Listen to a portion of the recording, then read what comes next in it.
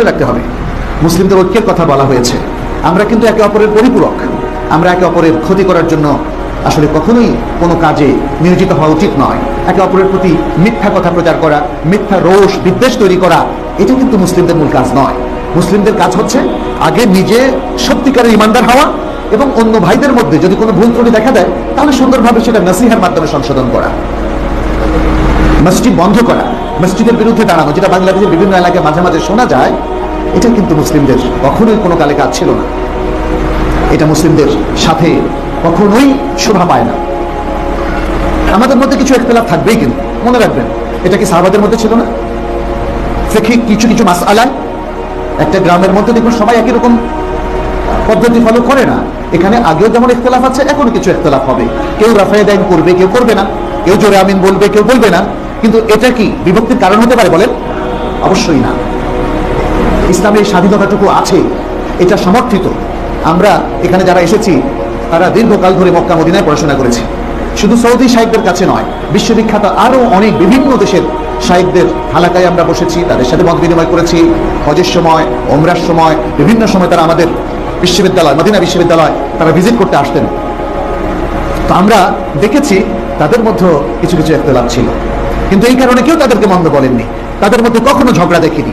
এমনকি এভাবে শাইখদের আলোচনা যখন আমরা শুনেছি, আমরা দেখেছি বক্তৃতার মধ্যেও শাইখদের কোনো কোনো মাসালায় ইখতিলাফ হয়ে গিয়েছে, কিন্তু এক শাইখ আরেক শাইখের প্রতি কি যে সম্মান প্রদর্শন করেছেন, প্রত্যেকে একের প্রতি যে মাহাব্বা, যে ভালোবাসা, মাহাদ আল ইখতিলাফ, একটু সামান্য মতপার্থক্যের পরেও তাদের মধ্যে যে মিল, যে ভালোবাসা আমরা দেখেছি, এটা নজিরবিহীন ছিল।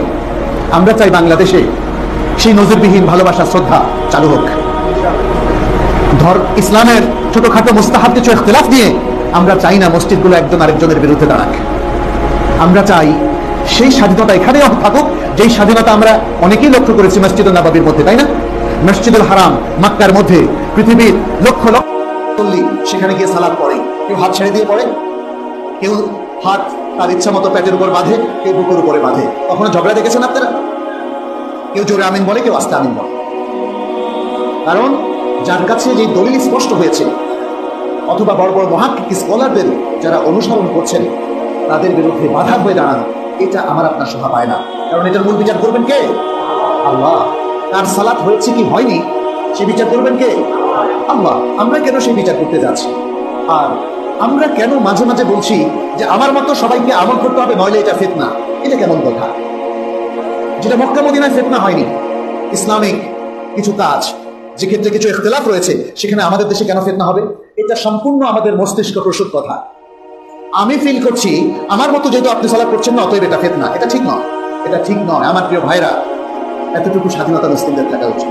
হ্যাঁ, যদি আমি মনে করি আপনার সালাতটা শুদ্ধ নয়, তখন তো আমরা কথাবার্তা বলতে পারি, ভাই আপনি যেভাবে সালাত করছেন এই ব্যাপারে তো ওলামারা ভিন্ন কথা বলেছেন। আপনি হয়তো বলবেন ঠিক আছে আমি এটা দেখবো, কিন্তু জোরাজুরি তো করা যায় না। করা যায়? করা যায়। এরপরে দেখবেন যে বুখারী মুসলিম সহ হাদিসের যে ভান্ডারটা আছে আমাদের কাছে, সঠিক তথ্য নিয়ে এসেছে, সেখানেও দেখা যায় যে স্পষ্ট করে, যেমন বেলাল রাদিয়াল্লাহু তাআলা আনহু, যিনি ইসলামের প্রথম মুয়াজ্জিন ছিলেন, কি অ্যাপয়েন্টমেন্ট দিয়েছিলেন তাকে? রাসূলুল্লাহ সাল্লাল্লাহু আলাইহি ওয়াসাল্লাম। তার আযান, তার ইকামত গুলো আছে না কোরআনে? আছে না হাদিসের গ্রন্থগুলোতে? আছে। তাহলে আমরা আমার মতো এটা চিন্তা না করে রাসূলুল্লাহ সাল্লাল্লাহু আলাইহি ওয়াসাল্লামের নির্দেশ মতো, তার নির্দেশনা মতো এতটুকু চিন্তা করতে পারি না? এখন রাসূলুল্লাহ সাল্লাল্লাহু আলাইহি ওয়াসাল্লামের এই হাদিসগুলোকে সামনে রেখে কিছু ইখতিলাফ আমাদের ইমামদের মধ্যে হয়েছে, আমরা এটাকে সহনশীল, এটাকে মেনে নেই। তাহলে আমাদের ইমানের জায়গাটা ঠিক থাকবে, ঐক্যের জায়গাটা ঠিক থাকবে, আর মসজিদগুলো সুন্দর ইমারত হবে, আবাদ হবে। না হলে মসজিদ যদি কেউ নির্মাণ করেন এবং নির্মাণ করার পরে আমরা একে অন্যের সাথে লাগালাগি করি, তাহলে তো নির্মাণের ফজিলত পাওয়া যাবে? যাবে না। যখন কোনো এলাকায় মসজিদ নির্মাণ হয় এবং মসজিদটা যদি তাকওয়া এবং পুণ্যের উপরে, ঈমান এবং ইসলামের উপরে প্রতিষ্ঠিত থাকে, তখন ওই এলাকার সবার উপর ওয়াজিব হয়ে যায় ওই মসজিদকে সাহায্য করা। রাসূল সাল্লাল্লাহু আলাইহি ওয়াসাল্লাম যখন ঈমানের দাওয়াত সাহাবাদেরকে দিলেন, যাদেরই বুঝে এসেছে তারা কি সেই দাওয়াত গ্রহণ করেননি? করেছেন। এটা ছিল আসলে সমস্ত মানবতার উপর ফরজ। যারা সেটা বুঝতে পেরেছে তারা সেটাকে গ্রহণ করেছে, যারা বুঝতে পারেনি তারা দুর্ভাগা।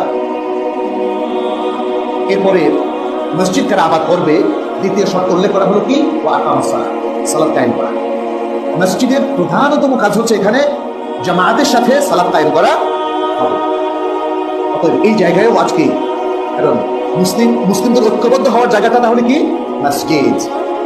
এখানে সেদিকে ইঙ্গিত করা হয়েছে, কারণ বলা হয়নি যে মুসলিম পুরুষরা বাসায় নিজ নিজে একা একা পড়বে, বরং তাদের উপর ওয়াজিব হলো, ফরজ হলো মসজিদে এসে ওজর যদি না থাকে জামাতের সাথে সালাত আদায় করা। মসজিদের সাথে যারা সম্পৃক্ত এবং এলাকার সবাই এই মেসেজটা পুরো গ্রামে পৌঁছে দেবেন। মানুষ আজকে ওয়াক্তিয়া সালাতে দেখা যায় যে সালাত একসাথে হয় না, তাহলে মসজিদ আবাদ হবে কি করে? মসজিদ আবাদ করা এটা মুসলিমদের উপর ওয়াজিব। মসজিদ আবাদ করা মুসলিমদের উপর ওয়াজিব। সালাত কায়েম যদি মসজিদে করা হয় তাহলে মসজিদ আবাদ হয়, এটা মনে রাখতে হবে। এবং মসজিদ নির্মাণের মূল উদ্দেশ্য হচ্ছে মসজিদ আবাদ করা, মসজিদ আবাদ করা। ওয়াআতা যাকাত এবং যাকাত দেয়। তাহলে মসজিদের মাধ্যমে আজকে যেমন ধরুন আমাদের দেশের প্রত্যেকটা গ্রামের মধ্যে প্রচুর দরিদ্র হতদরিদ্র মানুষ, আমরা যদি মসজিদের মাধ্যমে আমাদের এই এলাকার ফসলগুলোর ওষুধ, নেসফুল ওষুধ ইত্যাদি সবকিছু একসাথে আদায় করে তাদের মধ্যে বন্টন করতাম, তাহলে কিন্তু দারিদ্র চলে যেত। তাহলে আমাদের মসজিদ শুধু ইবাদত গাহ নয়, বরং সামাজিক বিভিন্ন কল্যাণের একটা সেন্টারও হয়ে যেত। রাসূল সাল্লাল্লাহু আলাইহি ওয়াসাল্লাম তাই করেছিলেন। মসজিদে নববী রাসূল সাল্লাল্লাহু আলাইহি ওয়াসাল্লামের সময় এইভাবে ইলমের মার্কাজ ছিল, ইবাদতের মার্কাজ ছিল, আবার জনকল্যাণেরও মার্কাজ ছিল। এভাবে মসজিদ ভিত্তিক অনেক কাজ করার সুযোগ আমাদের রয়েছে।